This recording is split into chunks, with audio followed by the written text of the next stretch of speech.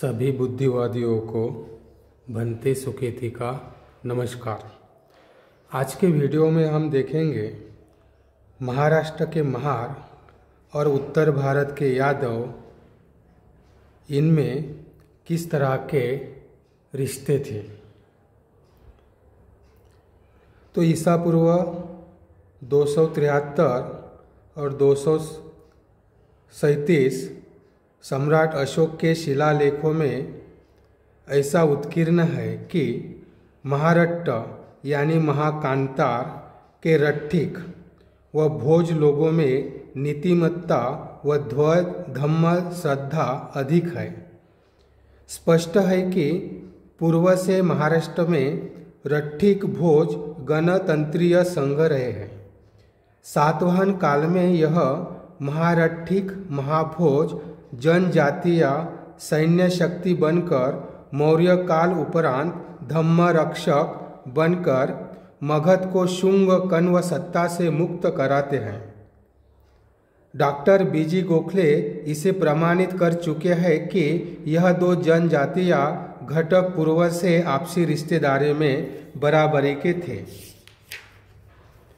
कान्हेरी गुफा और नानघाट, कार्ले कुडा, भेंडसा व भांजे के लेखों से स्पष्ट है सातवाहनों का राज्य विशाल साम्राज्य था तथा राज प्रबंध महारथी महाभोजों के अधिकारियों के प्रबंध में था और यह प्रजातांत्रिक व्यवस्था थी जिसमें बुद्धत्व समाहित था।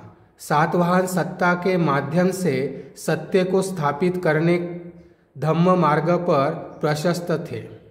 महार भोज यानी यादव परिवारों से जो प्रतिनिधि सत्ता संचालन हेतु चुने जाते थे उन्हें महारथी या महाभोज पदनाम से जाना जाता था। राजा स्वयं पदनाम धारण कर राज्य करता था।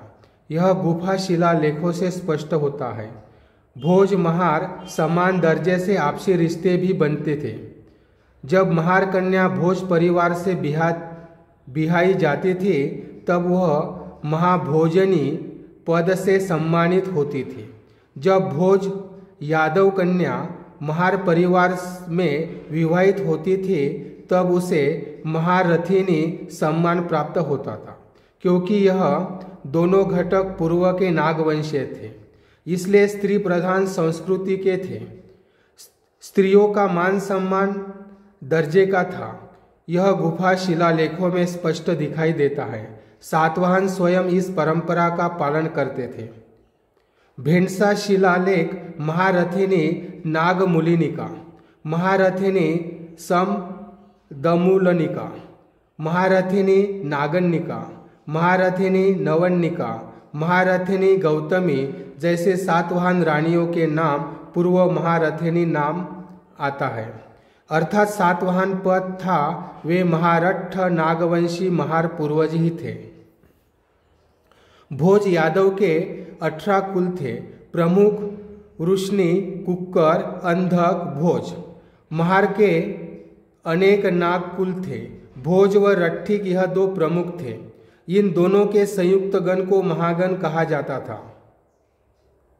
मौर्य काल अशोक के समय भी महार देश वाचक संज्ञा इस प्रदेश को मिली थी। सम्राट अशोक के शिलालेख राठिक या रट्ठिक पैतनिक संज्ञा स्थानीय महारगण संघ शासकों के अंतर्गत पद थे। बुद्ध काल में भी वज्जीगण संघ के राठिक पैतनिक शासकीय पदों का उल्लेख आता है। स्पष्ट है महारगण संघ का अस्तित्व आदि नागवंश काल से ही शासकीय प्रचलन में रहा है। सिद्ध हो जाता है कि यह राजिक समाज था। कालांतर में आपसी मतभेद या जात पात ऊंचा नीचा के शिरोमणि संक्रमण कालखंड में शक्ति संपन्न धन संपन्न परिवार रघुवंशी जो भोज थे वह उच्च वर्णीय बन गए और महार कट्टर समता समर्थक थे वे वही महार रथी महारी बने रहे, अतिशूद्र बन गए। महार का बेटा मरेठा या महरेठा, बेटी है तो महरेटी, राधिका वृषभानु महार की बेटी थी, तो कृष्ण महारेटा वासुदेव महार यादव का बेटा था। सिद्ध होता है वर्तमान तक इन दो घटक समूह का बुद्धि सतह सोच कर्म व्यसन जुझारूपन समान है। पुरातन काल में यह दोनों घटक एक समान परस्पर रिश्तेदार रहे हैं। संकपाल जातक में एक महानाग महिंसक रट्ठनाग राजा का उल्लेख है। महिंसक रट्ठनाग राजा दक्षिण भारत में राज्य करता था। वहाँ महिंसक जलाशय था जो कंडापंडा नदी का उद्गम स्थल था। महिंसक राष्ट्र वर्तमान में कर्नाटक राज्य में स्थित है। रट्ठ या महिंसक राष्ट्र कालांतर में महारट्ठ बन गया, यानी महाराष्ट्र। यहाँ के मूल निवासियों को रट्ठ ही कहा जाने लगा। यह संकपाल नाग जातक कथा मौर्य पूर्व काल की रचना है। इन रट्ठ लोगों का राजा महिंसक संकपाल था। संकपाल नागवंश से संबंधित नाग राजा महिंसक रट्ठ पर राज्य करता था।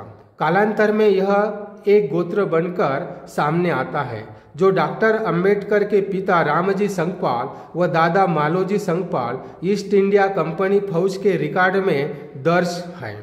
तभी डॉक्टर अंबेडकर कहते हैं हमारे पूर्वज नागवंशी राजिक बुद्धिस्ट लोग थे। तो दोस्तों, तो आज के इस वीडियो में हमने देखा कि प्राचीन काल में जो महार लोग थे उनके रिश्ते जो भोज यानी यादव लोगों से वैवाहिक रिश्ते बनते थे, इस बारे में हमने आज के वीडियो में देखा है।